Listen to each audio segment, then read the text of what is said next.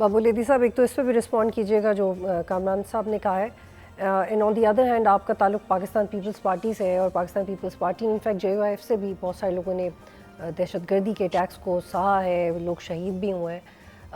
तो आपको लगता है कि सिर्फ इस पर अब एक पॉलिटिकल नैरेटिव पे ही मज़ीद काम करने की ज़रूरत नहीं है, बल्कि ये भी इस्टेब्लिश बार बार करने की ज़रूरत है कि एक ऐसी बैंड आउटफिट जो कि कंटिन्यूसली स्पॉन्सर्ड है, तो हम उनकी सलाहियत पे इसलिए सवाल नहीं उठा सकते कि कामयाब हमला है या नाकाम हमला है, क्योंकि वो कंटिन्यूसली स्पॉन्सर्ड है। कभी भी कामयाब हो सकते हैं, कभी भी नाकाम हो सकते हैं।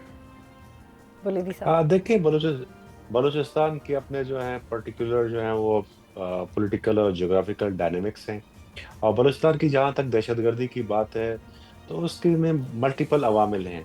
इसमें नो डाउट जो है ग्रीवेंसेस भी हैं लोगों के, और भी जो है मसाइल हैं।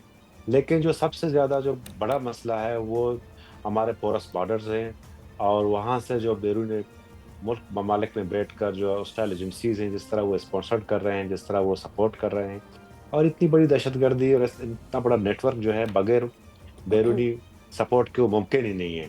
हाँ, अलबत्ता जो हमारे आपसी मामलात हैं, हमारी जो पॉलिटिकल डिफरेंसेस हैं या और भी जो हैं डेवलपमेंट के मसाइल हैं, तो वो किसी हद तक जो है हल हो रहे हैं, और मज़ीद करने की ज़रूरत है।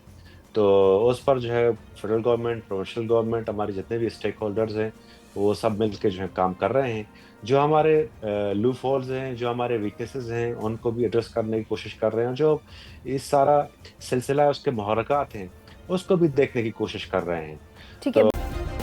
सब्सक्राइब करें और बेल दबाएं ताकि कोई खबर रह न जाए।